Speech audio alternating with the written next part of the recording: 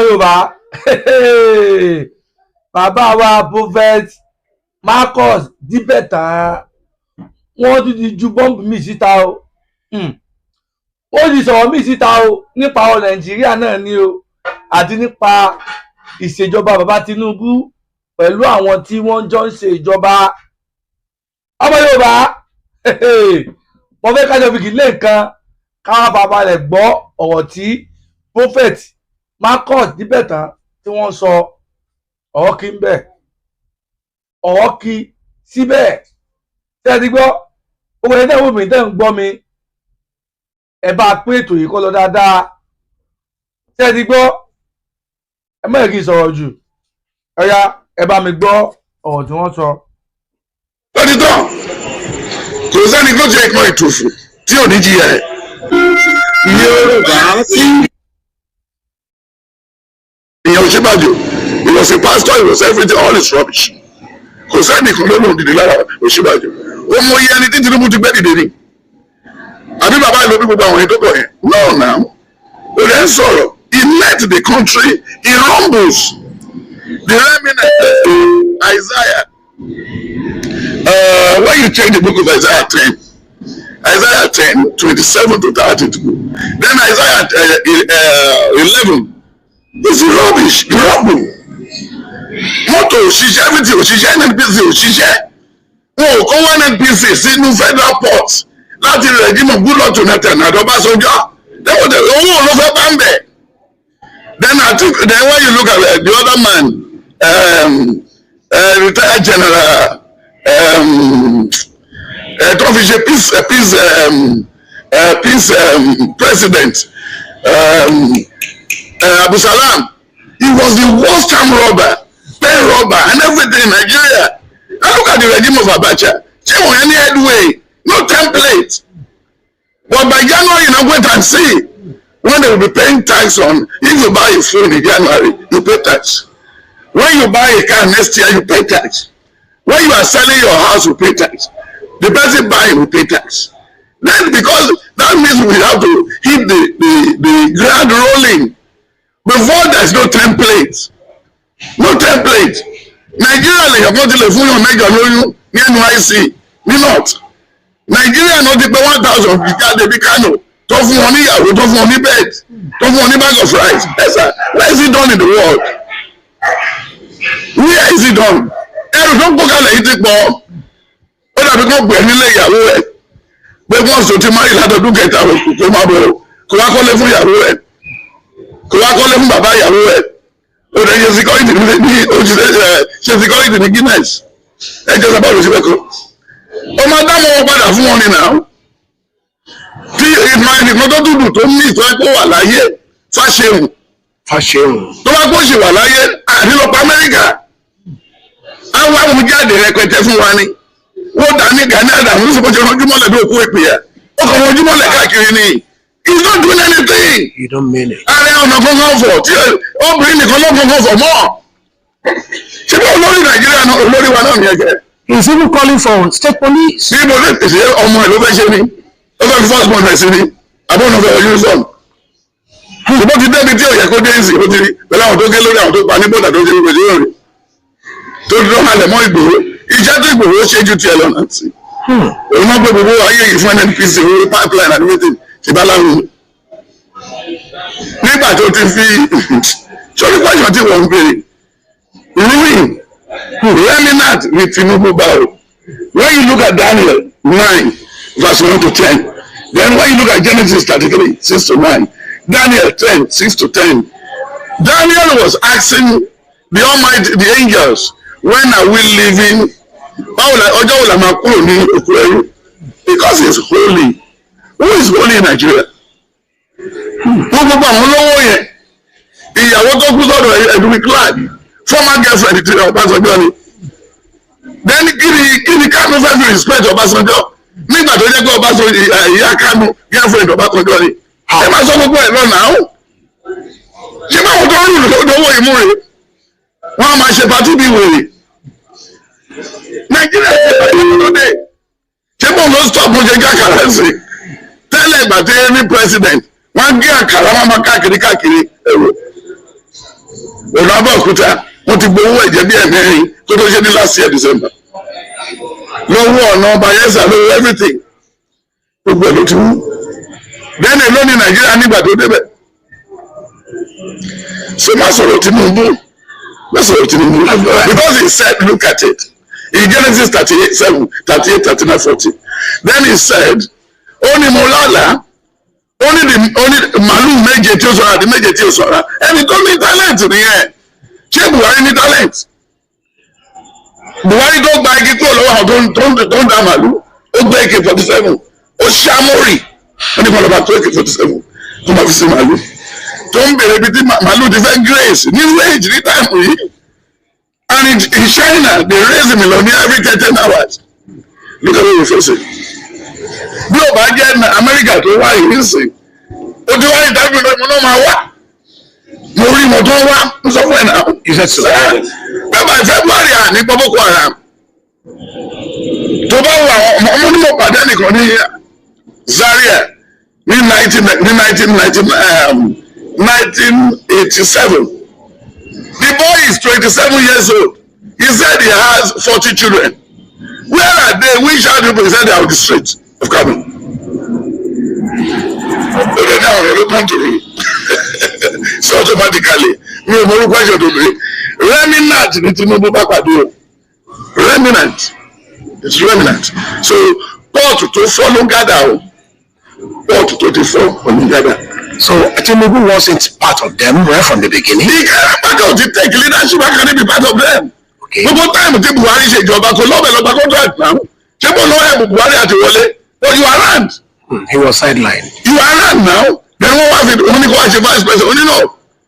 Ó lè ti Ọ̀ṣínbàjò jáde nínú ìwé ti bèrè ọdún 2015. Bó o bá Tinubu be careful tó bá lọ yan vice president láti ògùn àbọ̀ yọ wọ́n máa stand against you.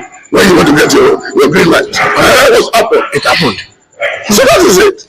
So Tinubu is a listening father. And he knows he has his honors.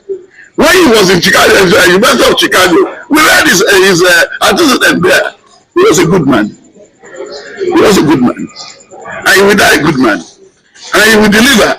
He will deliver Nigeria. You are going to see a new Nigeria next year. Everybody will be rich next year. Even will be borrowing money to outsiders next year. Let them. Ṣé bí àwọn èèyàn máa ra lé káàkiri? Ìlànà ètò nílé 40, 50 yìí sì ẹ̀jẹ̀ kí táàsì yẹn dé. Ó mú iye táwọn Ọ̀ṣínbàjò jí ni. Ó mú iye táwọn gómìnà Lagos State tẹ́lẹ̀ tó ń kó gbogbo automatic minister. Ambode? No, Ambode. The lawyer.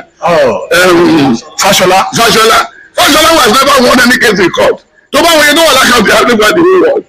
Ṣé báwọn ló wa mọ́tò lọ ní yaba àti everywhere tó náwó sí ìyàwó wọn náwó síbi tó fẹ́ bíṣọ̀bù bá wà ní ìgbà wà òkè wọ́n dẹ̀ pé kéèsì dídí ìyẹn Fáṣọlá.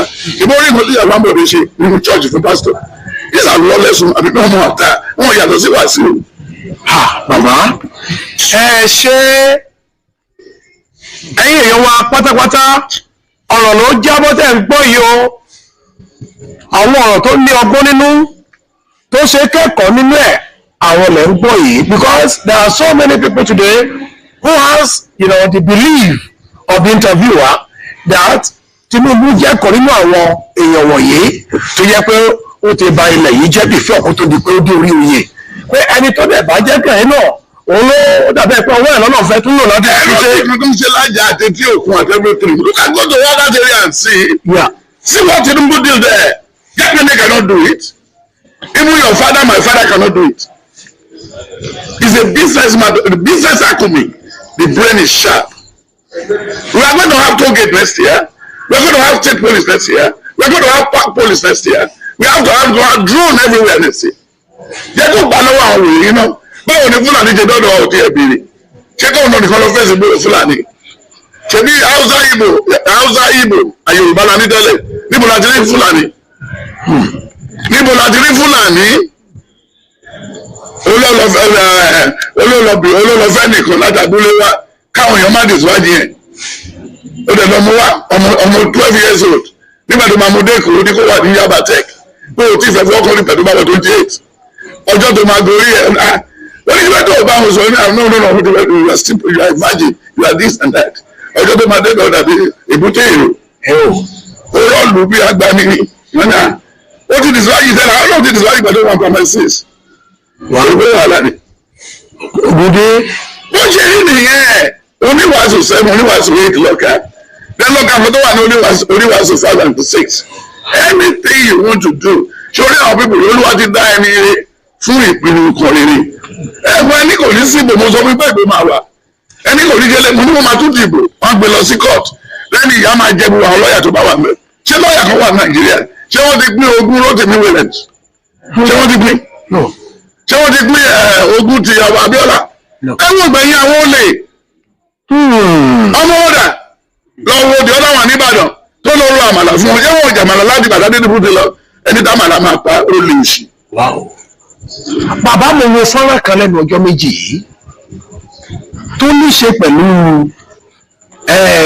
dókítà akọrin ni Wasiu K1 the ultimate. ó tún bẹ̀rẹ̀ bàbá ohun tí mo gbọ́ bẹ̀ mo wá ka kíní kọ́mẹ̀ntì àwọn èèyàn kan nínú bí mo ṣe gbọ́ àwọn kan tí interview àyẹ̀ sọ ó ní Wasiu will destroy Ijebu legacy with his bitterness and arrogance wọn lóun má jẹ́ ó jọ mí lójú kọ mí lómi ní pé wá kí làwọn ènìyàn yìí sọ ẹni yìí àwọn èèyàn kan ti jáde sẹ́yìn tí ẹ ti sọ sẹ́yìn wípé kó má tẹ̀rí sí Àwùjalẹ̀ of Ìjẹ̀bú-Land kó má tẹ̀rí sí rárá ẹnìjọ́ mẹ́ta nínú fọ́nrán yẹn mo gbọ́ wípé ó ti kọ lẹ́tà ó ti kọ mẹ́mọ̀ ó ti ṣe everything ó ti send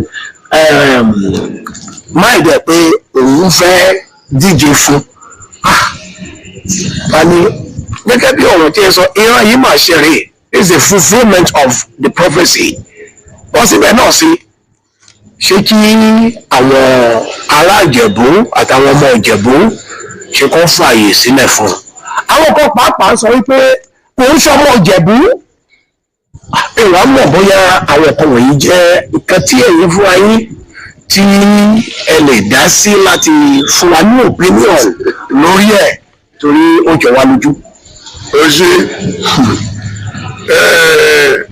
Jeremiah 1:1-10 when you write from your mother's womb have made you a prophet.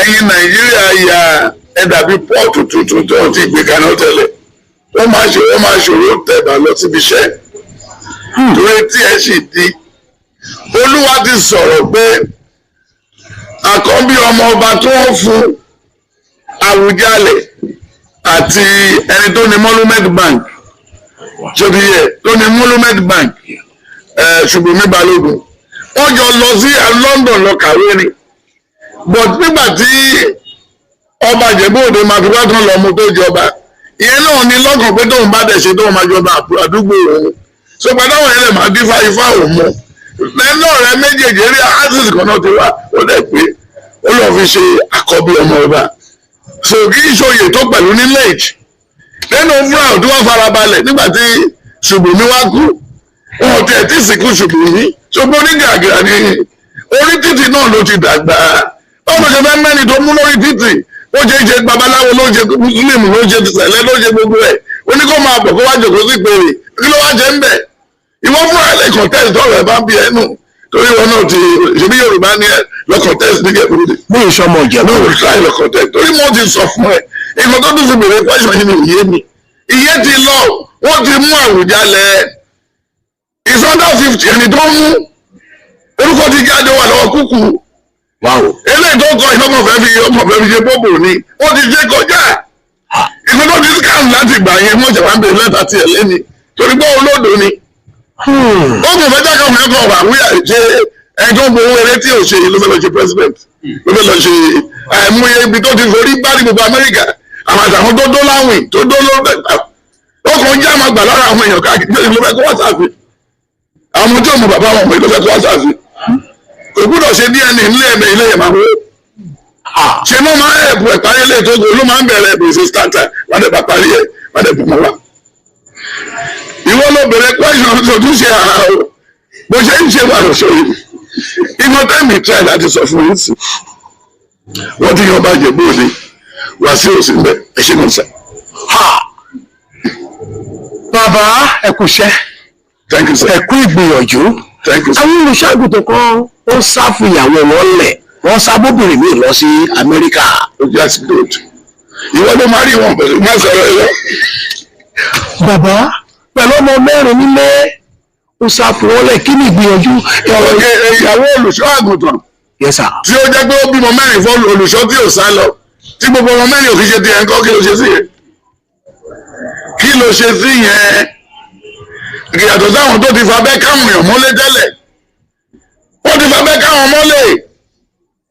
Téèyàn bá márì nígbà tí ò yẹ kó márì, obìnrin máa bá yé ẹ̀jẹ̀ títọ́jú alẹ́ ni o. Ó lè jẹ́ ọkùnrin náà máa bá yé ẹ̀jẹ̀ títọ́jú alẹ́ ni o. So automatically àwọn tó sá lọ yẹ ká máa wò pẹ́ kí wọn. Tó bá lọ tó bá dé láyọ̀ àdúpẹ́.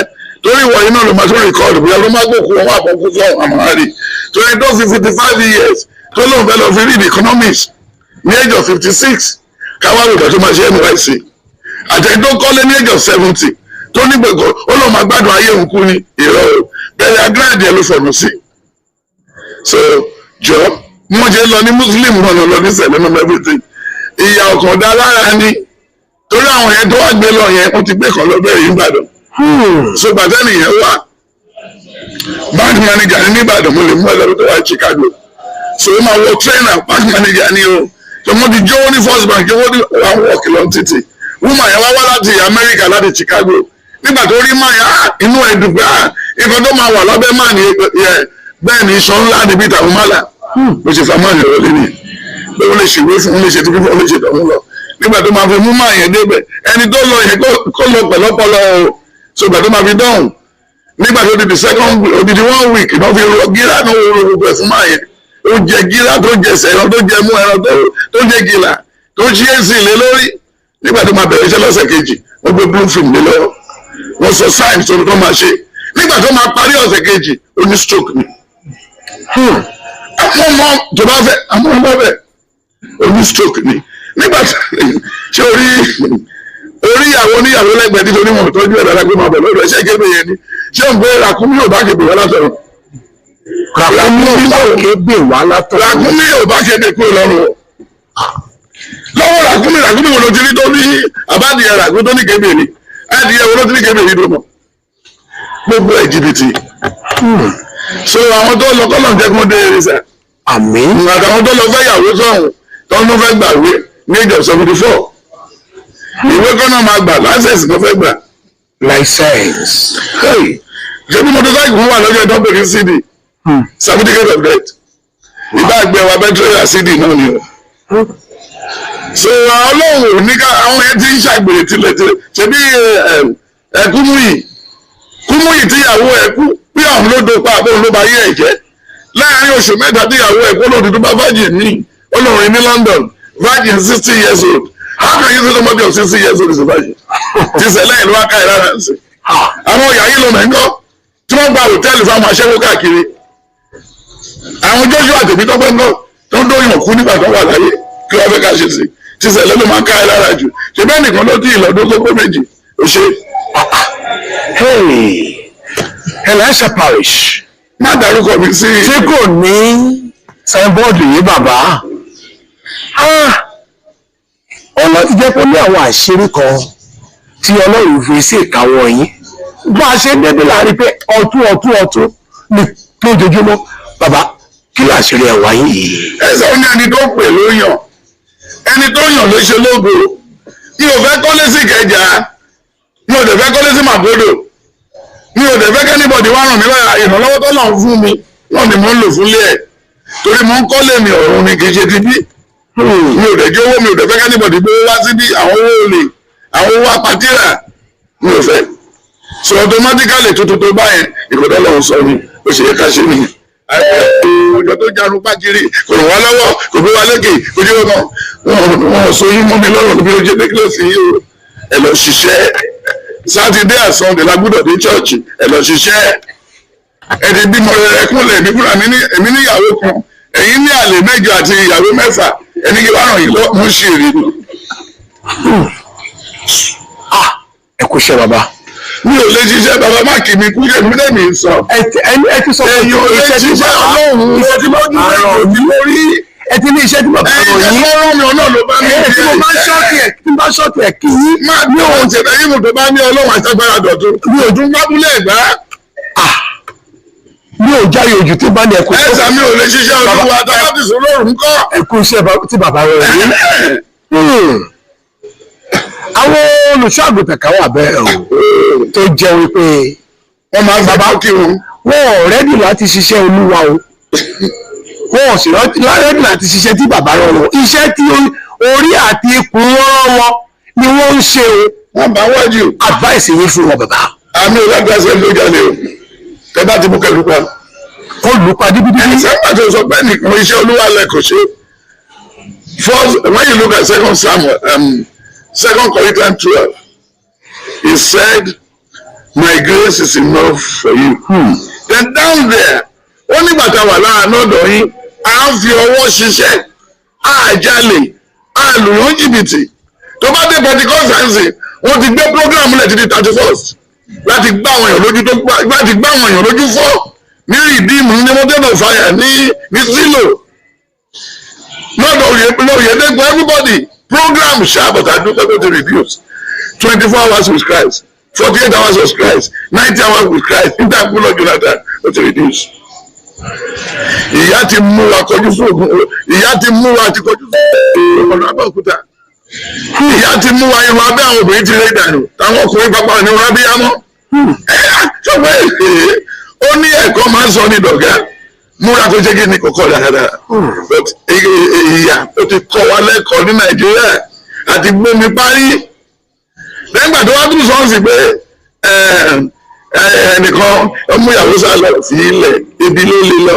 Ṣèbí táìmù COVID àwọn olùjágùdàn wọ́n wà kàdà wọ́n ṣe gbogbo ẹ̀. Olùjágùdàn wọn kara wú ẹ̀ ń sìn ni. Tó kó mọ́tò ìjọsọ́gbà tó bẹ̀ sí ṣe tiẹ̀ tó wù ẹ̀ ń fẹ́ sá lọ Canada. Níṣòbí ló mú ẹ lọ Canada ẹ̀ tó fẹ́ sá lọ fúnra ẹ̀ ni.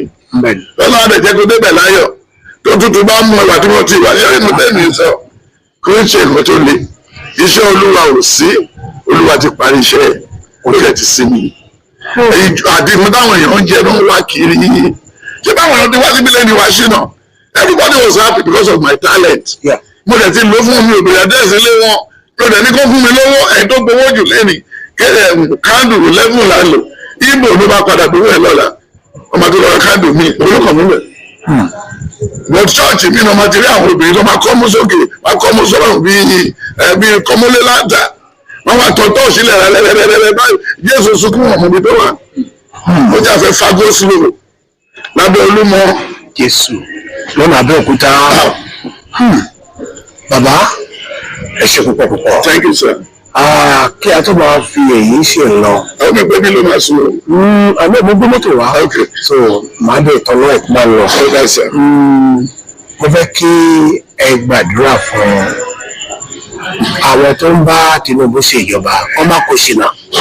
Torí ẹnu wà ní right party ń sìn. Kò sádùúrà. Kò sádùúrà. Àdúrà ò lè ṣe ráìsì kí ná. Àdúrà ò lè bọ́ léèsì tó ń so Jésù mọ́ tó wà lọ́rùn rẹ̀. Àdúrà lórí epo sí mọ́tò rẹ̀ àwọn bẹ́tà tó ṣe misbehave láyé ọjọ́ tó parọ́